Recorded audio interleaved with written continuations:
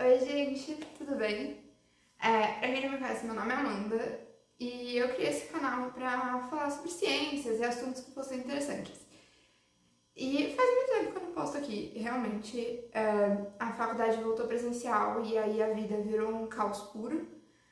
Quem faz faculdade presencial sabe, eu tô na Unicamp, mas então eu decidi que eu consegui estruturar um pouquinho melhor as coisas e agora, no período que eu tô de férias, eu vou voltar a filmar pro canal e planejo continuar conforme o semestre for se desenrolando. Nesse tempo que eu passei sem postar, aconteceu uma coisa que foi muito importante. Eu fui diagnosticada com um transtorno de espectro autista. E então, o meu vídeo de boas-vindas de volta para o canal, eu vou falar um pouco sobre o autismo. Esse vídeo vai ser dividido em duas partes. Numa delas eu vou explicar um pouco mais sobre o autismo, porque eu acho que tem muito preconceito, muito capacitismo e muitos estigmas errados, muitas visões erradas do autismo. Então eu decidi que o primeiro vídeo vai ser isso.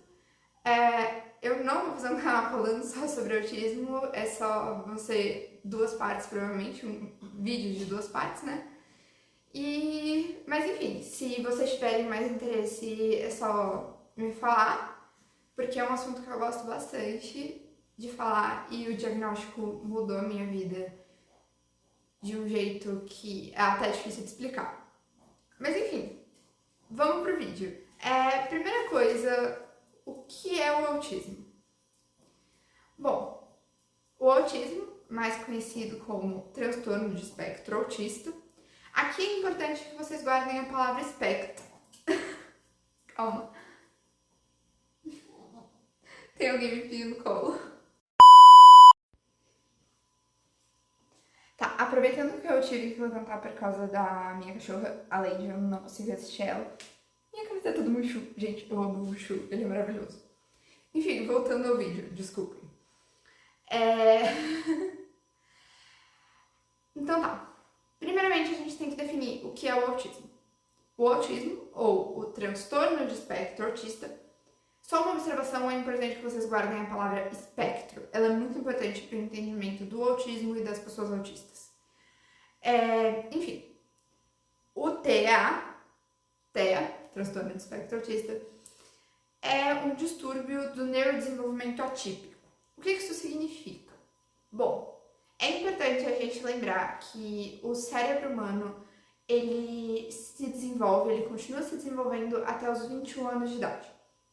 No autismo ocorre algum distúrbio nesse neurodesenvolvimento, nas fases iniciais, quando você está aprendendo o início das habilidades sociais e de algumas habilidades cognitivas, quando você está desenvolvendo a sua função executiva, que eu vou explicar mais pra frente no vídeo o que é. E então você acaba tendo um neurodesenvolvimento diferente do que seria considerado típico, ou seja, atípico. Enfim. Aqui, por ser um espectro, eu vou me aprofundar mais nisso depois, pessoas autistas podem apresentar características muito variadas.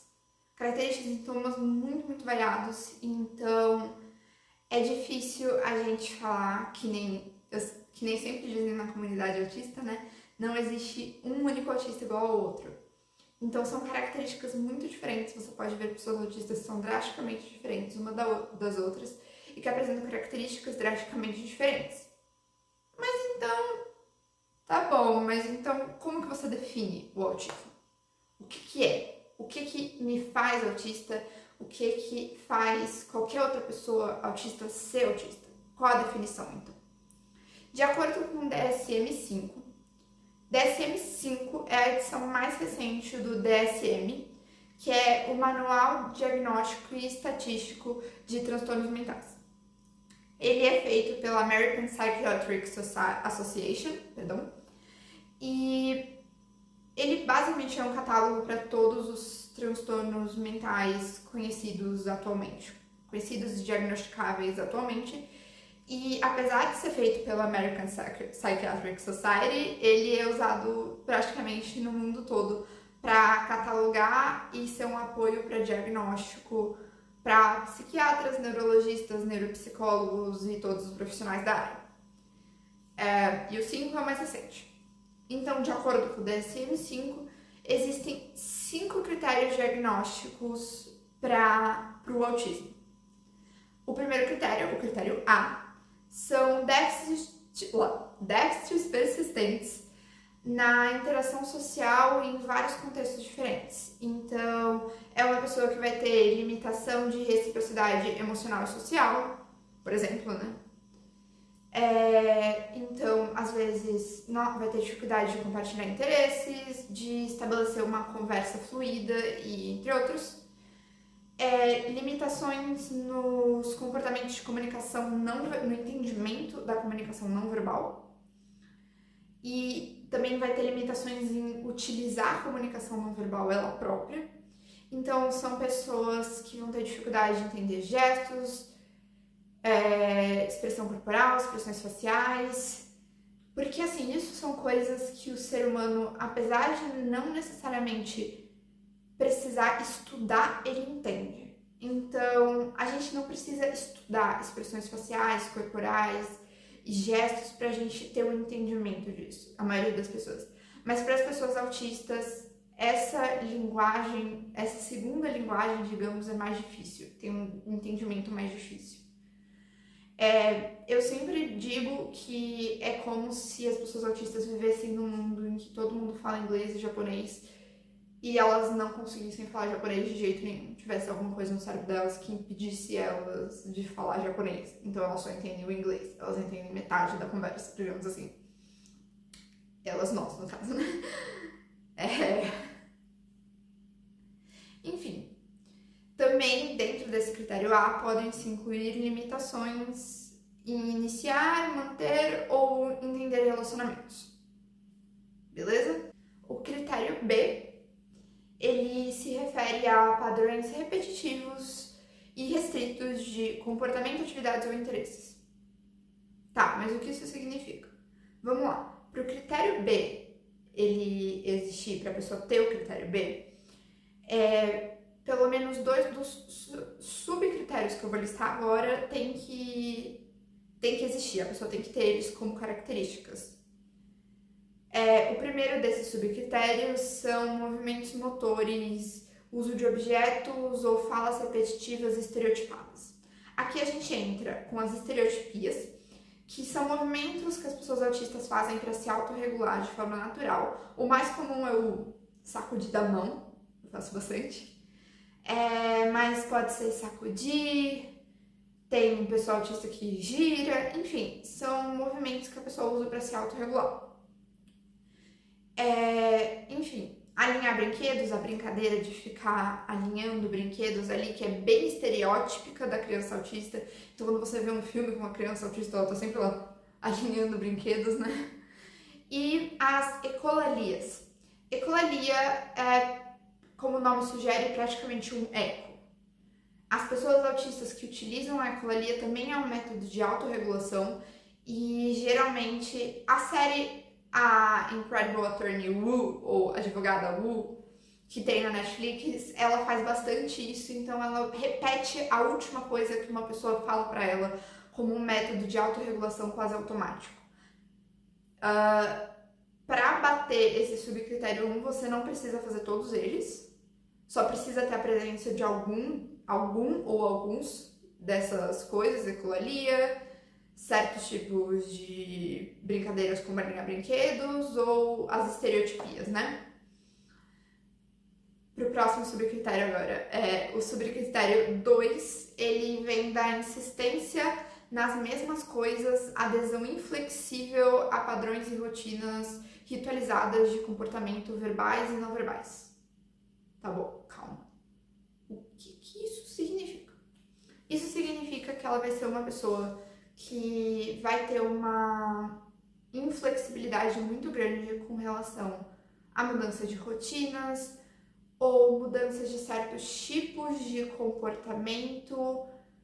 Ou, por exemplo, Então, se você falar para uma pessoa com autismo que amanhã vocês vão sair e vão fazer isso, isso e isso, ela vai preparar o cérebro para fazer essas coisas e no final vai ser difícil mudar a rotina, mudar o que estava planejado. Ou uma pessoa autista que já tem uma rotina bem definida todo santo dia e se você quiser que ela mude aquela rotina, pode ser difícil. Além do mais, não é só se referindo à rotina, pode se referir ao jeito específico de arrumar alguma coisa no quarto, a uma comida específica que a pessoa gosta de comer numa certa hora do dia e se ela tiver que comer outra coisa, vai ser muito difícil para ela conseguir fazer isso. Um objeto específico que tem que estar num lugar específico, uma ação específica que ela tem que fazer numa hora específica, num momento específico, como até uma espécie de compulsão. Então, isso é um dos subcritérios para conseguir ter o critério B. O outro subcritério, ele vem de interesses altamente restritos ou fixos e com intensidade ou foco muito maior do que aquele que seria esperado em qualquer outra situação. E também pode vir de apego em objetos. Bom, para explicar cada uma dessas. Esses interesses altamente restritos, eles são o que geralmente a comunidade autista chama de hiperfocos. Ou seja, você está hiperfocado em alguma coisa.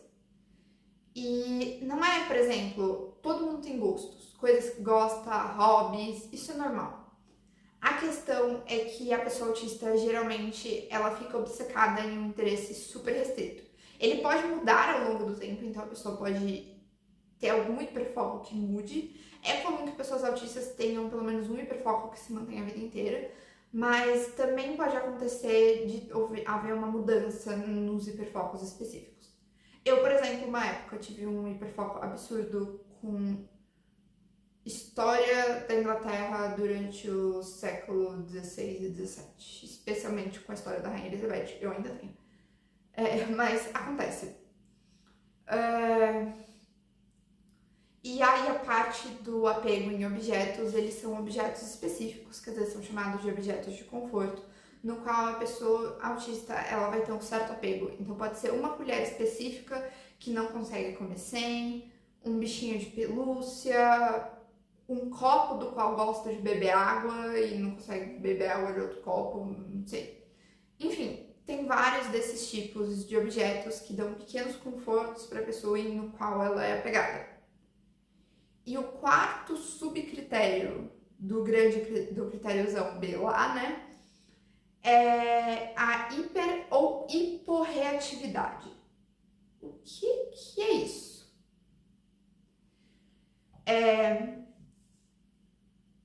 A hiper ou hiporreatividade se refere a estímulos sensoriais ou do ambiente, né?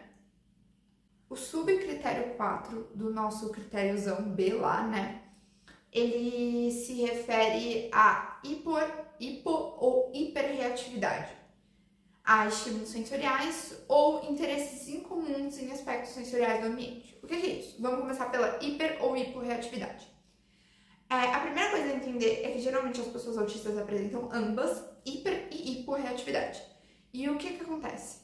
Hiper, como o próprio nome diz, hiper, maior, grande, seria quando a pessoa autista ela reage ou sente os estímulos do ambiente de forma muito mais acentuada do que uma pessoa neurotípica. Então, por exemplo, alguns sons podem até machucar, a sensação é que o som está machucando o ouvido.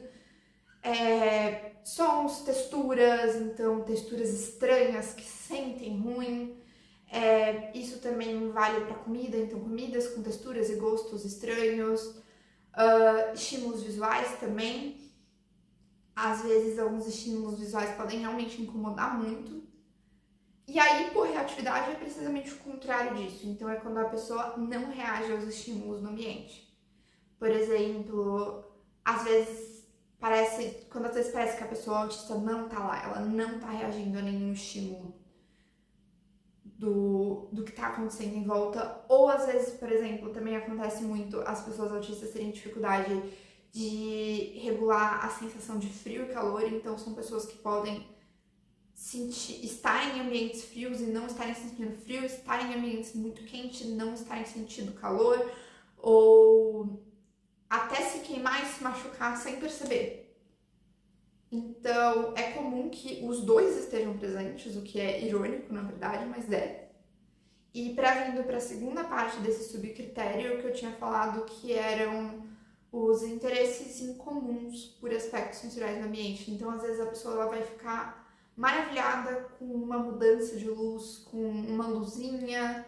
Principalmente, pelo menos na minha experiência, esses estímulos são principalmente visuais, mas podem ser qualquer tipo de estímulo, às vezes algum estímulo sensorial que vai gerar na pessoa uma sensação muito boa e vai gerar um interesse que seria incomum. Então, uma pessoa neurotípica provavelmente sentiria uma textura boa e falaria, uau, uma textura boa. E quanto a pessoa autista vai realmente ter um interesse maior naquilo.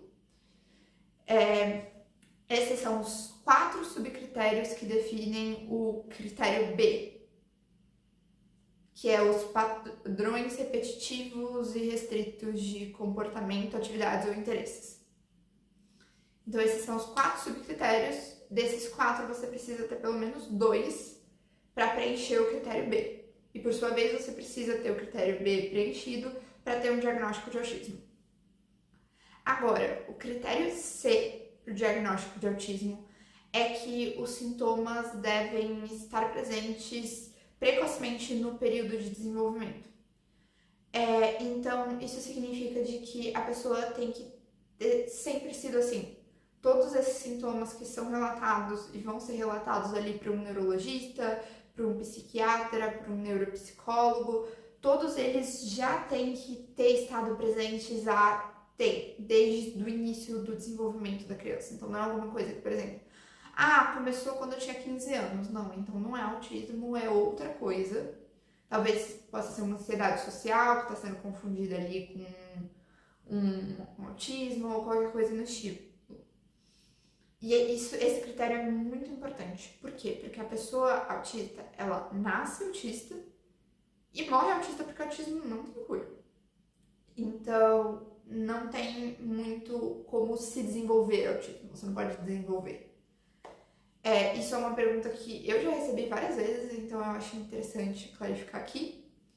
E também é importante que dentro desse critério C, esses sintomas eles podem estar mascarados. Então, que é o que a gente chama de masking, que é quando a pessoa autista, para se encaixar na sociedade, ela vai racionalmente copiar o comportamento de pessoas neurotípicas para conseguir se passar por neurotípica. O importante é que os sintomas estejam lá desde o início do desenvolvimento, mascarados ou não. Okay? É importante salientar sobre o masking que muitas vezes é um processo inconsciente, então a pessoa não sabe que ela está fazendo isso, ou às vezes ela vai saber que ela está racionalizando um relacionamento, mas não vai saber que é porque ela é neuroatípica, está tentando se passar por uma pessoa neurotípica. Ela simplesmente vai fazer o possível para se encaixar, né? E o último critério, o D, é que precisa haver prejuízos clínicos significativos no funcionamento social, profissional, pessoal ou em qualquer outra área que tenha importância para a pessoa. Ou seja, a pessoa precisa estar sendo prejudicada pelos sintomas que estão sendo descritos. Precisa haver algum prejuízo. Lembrando que, assim, o prejuízo não precisa ser não conseguir fazer amizades, mas, por exemplo, um prejuízo já é ter ansiedade social por conta da dificuldade de fazer amizades e por ter que pensar muito para ter que fazer isso. Então, isso já é um prejuízo, principalmente pro emocional, né? E pessoal. Então, isso é importante a gente deixar claro aqui, tá bom? E agora, o último critério é que esses problemas, esses distúrbios, eles não são bem explicados por deficiência cognitiva, intelectual ou por atraso global de desenvolvimento. Então, nenhuma dessas 3 coisas explicam os outros sintomas e características. Porque, por exemplo, uma pessoa que tem alguma deficiência cognitiva e intelectual provavelmente vai encontrar mais dificuldade de socializar. Isso não significa necessariamente que ela tenha autismo. Então, é muito importante, na hora de fazer o diagnóstico de pessoas que tenham deficiência cognitiva e intelectual ou atraso global de desenvolvimento, que seja analisado se as causas dos sintomas relatados são por causa das condições já existentes ou porque essa pessoa pode ser autista. Então, esses são os critérios de diagnóstico. E mais do que isso, porque, por exemplo, então tá, eu preenchi todos os critérios diagnósticos necessários, mas existe mais uma etapa para o diagnóstico, que é você identificar qual que é o nível de suporte da pessoa autista. O transtorno de espectro autismo o transtorno de espectro autista, ele é dividido em 3 níveis de suporte, que é o nível de suporte 1, que são pessoas que têm a comunicação verbal funcional. Ele é o primeiro nível de suporte, o mais baixo nível de suporte, mas é importante que se saliente, muito importante aqui, pessoas com nível de suporte 1 ainda precisam de suporte e ainda precisam de ajuda. É que entre os autistas são os que menos precisam. Então, eles têm a comunicação verbal funcional, tem relativa independência para realizar as atividades diárias de autocuidado e preservação. Mas, porém, são pessoas que podem precisar de mais apoio no manejo de emoções ou com interações sociais mais complicadas. O nível 2, a pessoa ela tem a comunicação verbal prejudicada. É um nível médio de suporte, está entre o nível 1, que é o nível mais baixo de suporte, e o nível mais alto, que é o nível 3. Essa pessoa ela pode precisar de mais ajuda com as atividades diárias ou de automantenimento e preservação, mas ainda consegue fazer tudo com uma certa independência. E também vai precisar, da mesma forma que a pessoa nível 1, com apoio para o manejo de emoções e para manejar relações sociais. E por último, a gente tem o nível 3 de suporte, que vai ter a comunicação verbal prejudicada ou inexistente, que é o caso dos autistas não verbais. É uma pessoa que vai precisar de mais ajuda para realizar as tarefas diárias e as tarefas de autopreservação e autocuidado, então vai ser uma pessoa que dificilmente vai conseguir níveis muito expressivos de independência. É importante salientar aqui algumas coisas, que é com o tratamento correto, claro, né? Qualquer uma dessas dificuldades pode evoluir ou deixar de existir. Então, especialmente se o tratamento é feito desde a infância e se o autismo é identificado nos primeiros anos do neurodesenvolvimento. Isso é muito importante para um tratamento mais efetivo. E então, uma pessoa autista nível 3 pode conseguir coisas incríveis com o tratamento, a ajuda e o apoio necessário. Mas o diagnóstico de autista nível de suporte, o diagnóstico de autista nível de suporte 3 significa que essa pessoa precisa de ajuda. E é importante que essa ajuda seja oferecida. Uma coisa aqui que eu quero salientar, é que os níveis de apoio também, os níveis de suporte também são chamados